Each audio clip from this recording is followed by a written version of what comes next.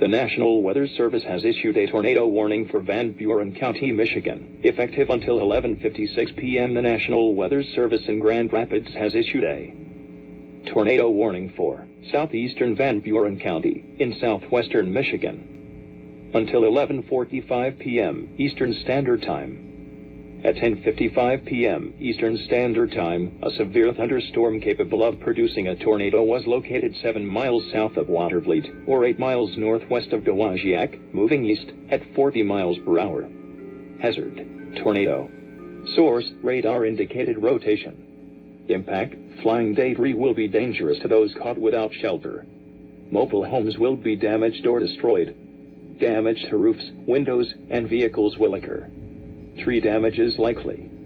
This dangerous storm will be near Hartford and Decatur around 11 p.m. Eastern Standard Time, Pawpaw and Lawton around 11:10 p.m. Eastern Standard Time. Other locations in the path of this tornadic thunderstorm include Matawan.